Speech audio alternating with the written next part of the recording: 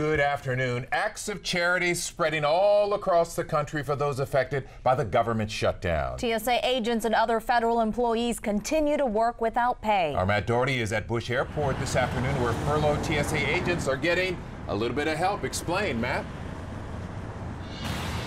Yeah, the TSA agents we met with today are all still showing up for work, even though some of them don't know where they'll be getting their next meal.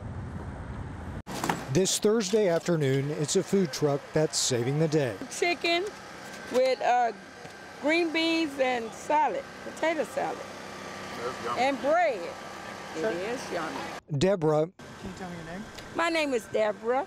You need my last name? I don't want nobody to find me now. Has worked for the TSA for 16 years. She's been furloughed for short periods in the past, but never for as long as this. It's difficult because you can't pay what you need to pay. When it comes on the press conference with the president and them, I stop doing what I'm doing to go listen. I make it the house get quiet. Hey, we got to hear. Yes, of course I'm ready for it to be over. TSA screeners start their careers making about $24,000 a year. Most of them make between $26,000 and $35,000 a year, although some make more because of seniority and overtime. But nonetheless, it's less than many other government employees. For the second day in a row, Hi, what can I get you? nonprofit group Doing Our Part has shown up here outside Terminal A.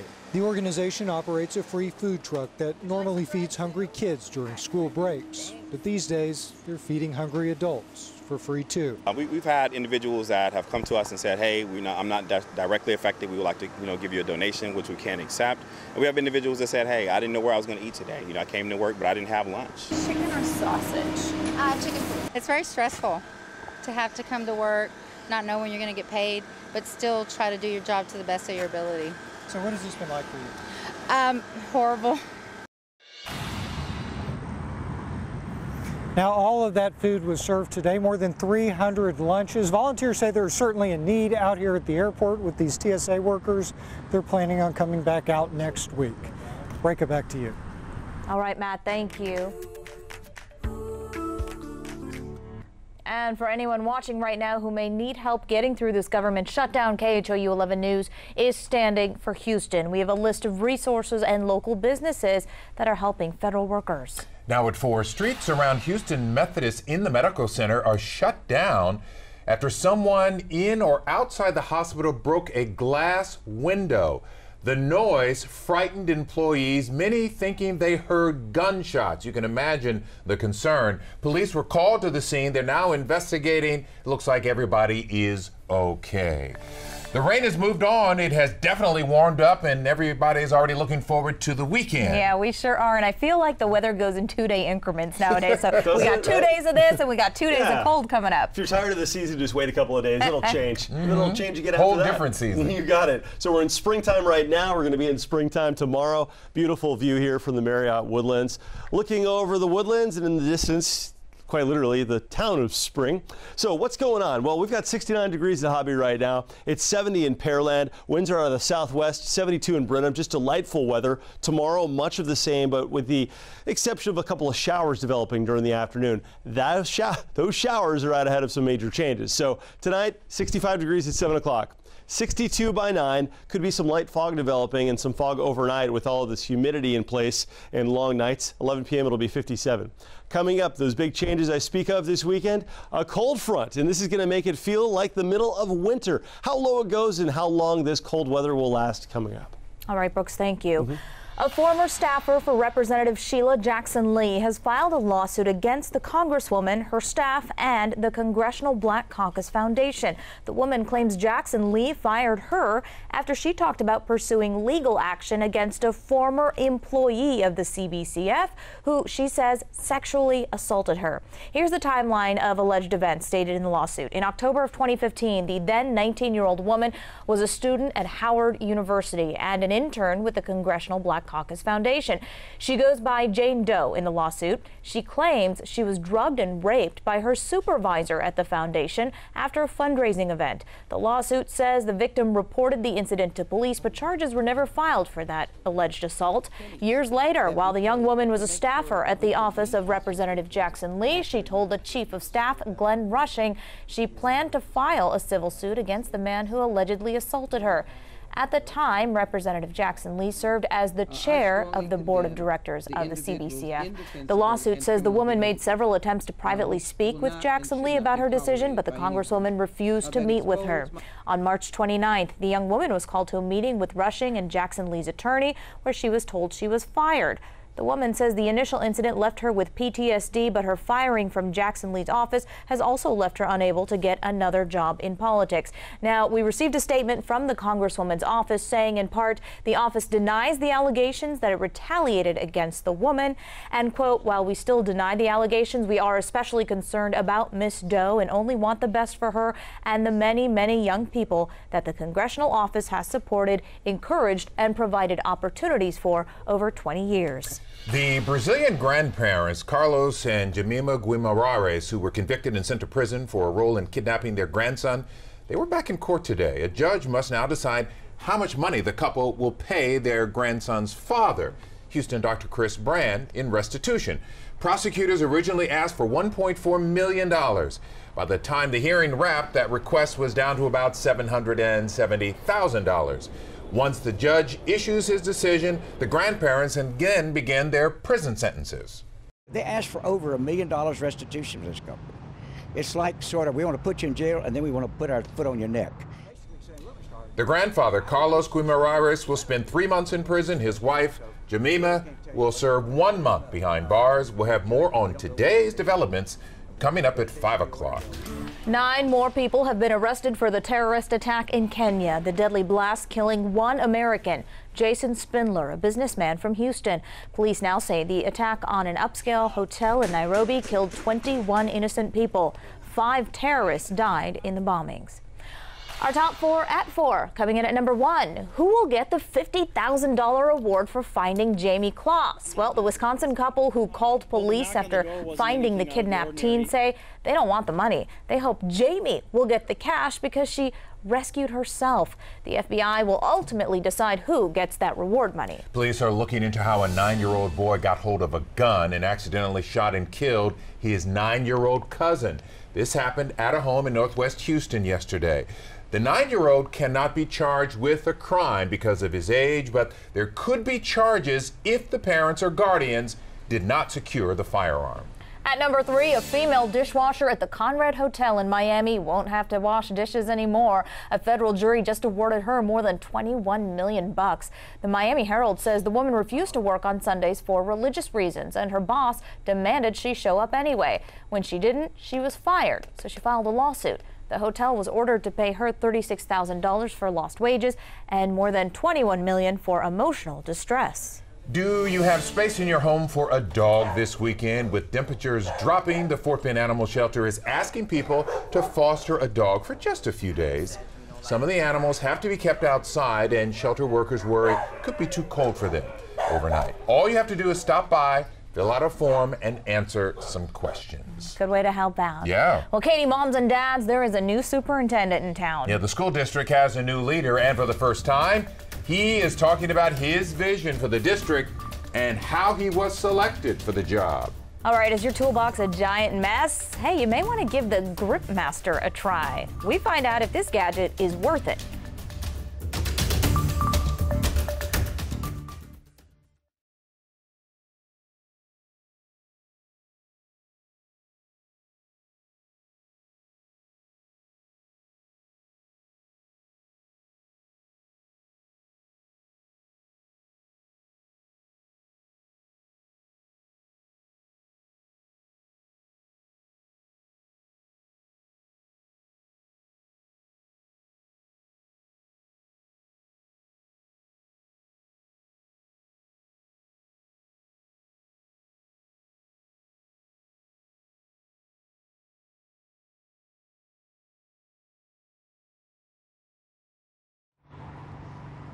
Okay.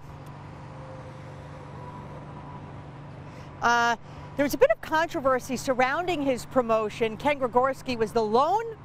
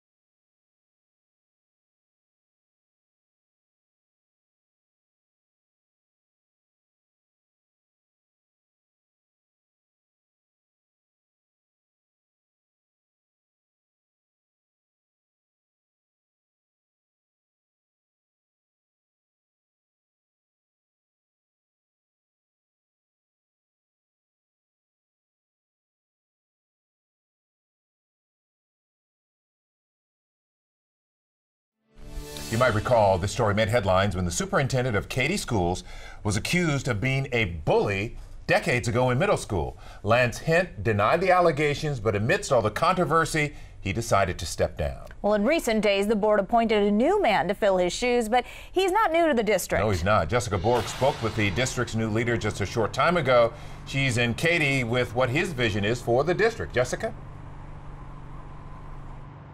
Good afternoon, Len and Reka. Yeah, you might recall there was a bit of controversy surrounding his promotion. Ken Gregorski was the lone candidate for the job of superintendent when he was named a candidate last month. Now, some members of the Board of Trustees and the community wanted there to be a national search to replace outgoing superintendent Lance Hint. A national search considered customary for a district this size. Now, Gregorski had been serving as the acting superintendent. He's also a 26-year veteran of working in public schools. In recent days, the board voted 7-0 to give him his former boss's job. He says the process to promote him was fair, and in large part because he had proven leadership skills in the few years he has served as an administrator here.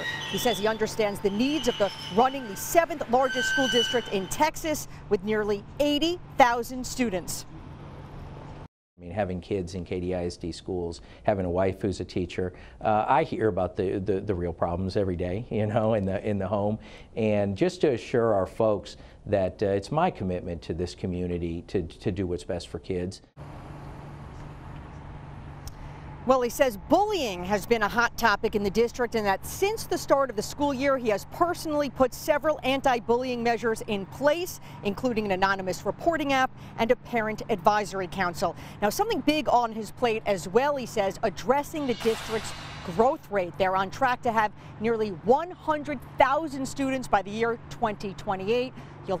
You'll hear what he is considering to do about that coming up in my report at 6. For now, we are live in Katy. Jessica Borg, KHOU 11 News. Reka? All right, we'll see you then. Thanks, Jess. This is a warning for educators and students who use the Remind app to stay connected in the classroom. Remind says Verizon wireless customers will no longer be receiving texts because the wireless carrier wants to charge for each message. Now, for those of you who don't know, Remind is a free service for teachers that allows them to send messages to the entire classroom, like, hey, we have a quiz tomorrow. Well, when the app announced Verizon was charging them for messages, teachers across the country reached out to the company, asking them to hashtag reverse the fee.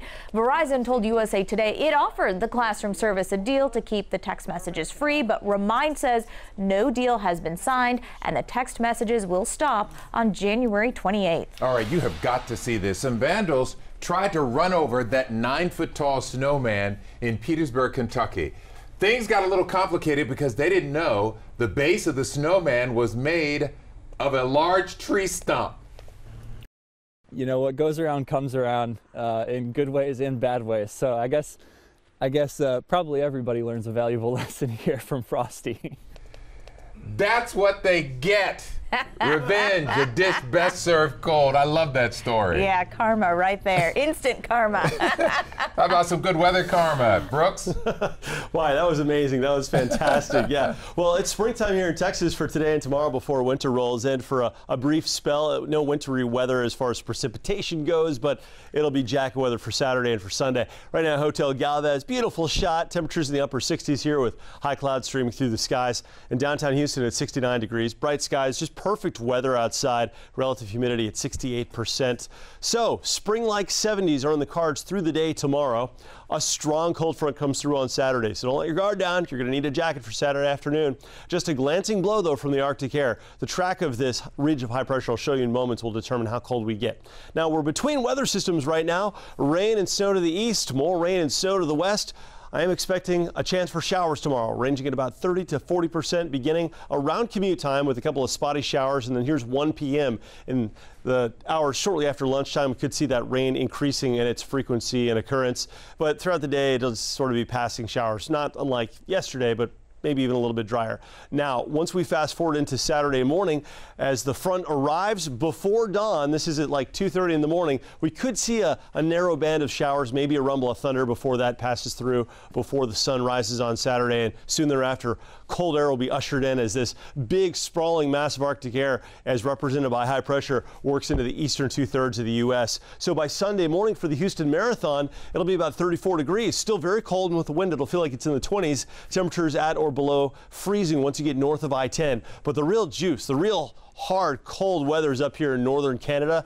And as is typical with high pressure, the coldest weather is going to occur on the eastern side of that high pressure ridge. So the track of the high bringing all this down is so important.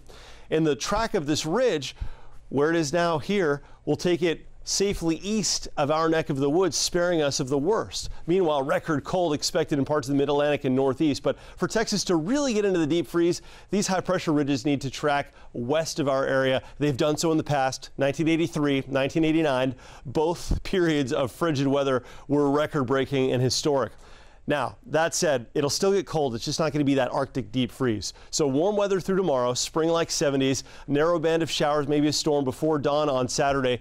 Arctic winds blowing in Saturday afternoon, starting off the day in the 60s. We'll end in the upper 30s to around 40. And by the way, if you're traveling this week in the Northeast, expecting to get heavy snow, Boston around a foot, but the big story with southern New England will be the ice. Freezing rain. So needless to say, on Monday, snow day for the kids there, and travel cancellations will be widespread. Call ahead. 73 tomorrow, spring-like weather for tomorrow, a 30% chance for passing showers. On Saturday, any storminess will end by dawn, still a 70% chance for rain. Starting off the day around 60, we'll bottom out in the afternoon with a busy northwest wind. 49 on Sunday with a freeze possible, especially north of I-10. Same story for Monday, then we warm things up to about 67 degrees midweek before another front pushes through. So we're really not done with these cold fronts. We're going to have fronts every several days, and some of the long-range indications suggest that before February comes, it may get quite cold around here for a couple of days. One of these fronts will hit. Reka said it right. It's like 2 days of spring, 2 days of winter. Right. 2 days of spring. So true. If you don't like the weather, wait a couple of days. Yeah, It'll thanks, change. Brooke. Thank you, Brooks. It is the beginning of the year, and that means you probably have a lot of projects on your to-do list. I know I do. Getting organized, maybe some DIY projects. I don't do DIY. You don't do DIY? Because it'd be a mess. But anyway, the Grit Mat promises to help you with both goals. Tiffany Craig bought one and recruited help from a popular YouTuber to see if it is worth it. YouTuber Scotty Kilmer. People say, clean up your rat's nest. I said, nope, I know where everything is. He's helping us test a product. This is all my tools that I never use half the time. We're putting them to use today with this multi-purpose grip mat that we washed ahead of time. You don't want to lose the nuts and bolts. Well, you can't miss it. It's orange. I'll give them that. The tool mat is non-slip, bendable, and hugs the surface you're working on. But Scotty is a tough sell. I have metal pans that are magnetic. That are even better, of course, because not only are they a pan, but they've got magnets in them, so even if you bump them, they'll stay where they are. Next, to test the gripping power, we put it on the hood. Well, let's see how it holds on at an angle. Not very well. It's supposed to stay put up to a 70-degree angle. This is a very dull paint job. Can you imagine if it was waxed? Another selling point. Grease and gunk easily clean off the tool mat. Yeah, that's rubber. But see, mechanics don't care, because your tools are going to be dirty anyways. We bought the medium-sized grip mat online for $59.99. As a product at that price point for what it does, I'd give it 2 thumbs down. So we got in touch with GripMat and they sent us this video of the product on a race car on a track. We also got a statement from the CEO. It says, I'm wondering if there was an issue with the manufacturing. Sometimes when pushing higher volume for the holidays, we have a few grip mats that have excessive mold release on them that may cause them to grip less. They say in situations where it doesn't grip, well, that's rare.